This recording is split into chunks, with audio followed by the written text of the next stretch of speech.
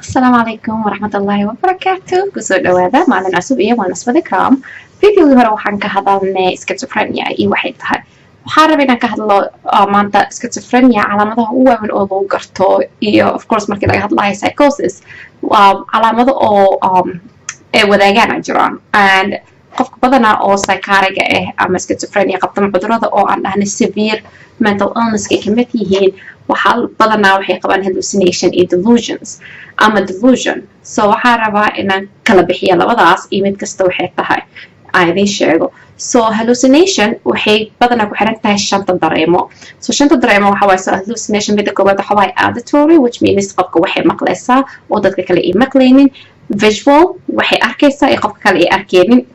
Olfactory qofka waxay urinaysaa oo dadka ay urin karaynin. So maanta dhan maybe ama wax fiican cadar iyo barfuun usoo carfa ama wax xun ay noqon kartaa. Tactile waxa waaye qofka waxay dareemaysaa inaa qof taabate jirkeeda inaa la taabanayo. Of course it's wax oo madaxeeda waaye taabasho ma jirto laakiin taabashay dareemaysaa. Iyo gustatory which means qofka waxay dhadhaminaysaa wax oo wax xun ama wax fiicneen. So waxaan rabaa example idin sheego nin oo aan la shaqeyn jiray marka koodii la shaqeyn jiray of course wuxuu qabay dhadhankaasayto dhibaatadiisa. So wuxuu ahaa qof psychosis qabto and then calaamadihiisa waxaa kamid ahayd inuu wax dhadhaminayo oo dadka kale oo like run ahayn.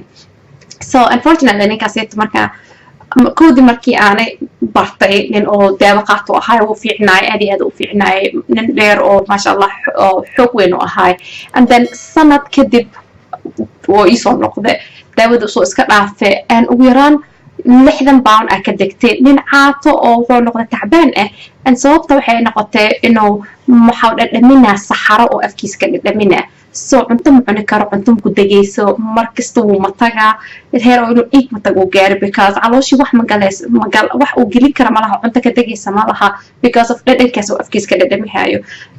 dadka aan la shaqeeyay taas ay ugu adkeed because wax fiican ma aha dareen fiican ma aha ina afkaaga wax xun ka dhadhamisid maalintii dhan. Okay, so taas waxay ahayd hallucination-ka. Tan labaad waxa waaye delusion. Delusion-kana way kala duwan tahay.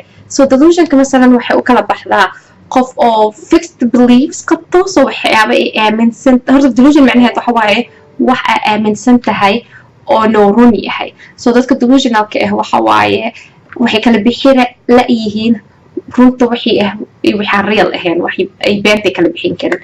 So nooca waxaa jiro prosecutorial la dhaho waxay aaminsan yihiin dada lagu soo dirsada ama dada intaba socdaan ama dada idan leh inay dilaan camal.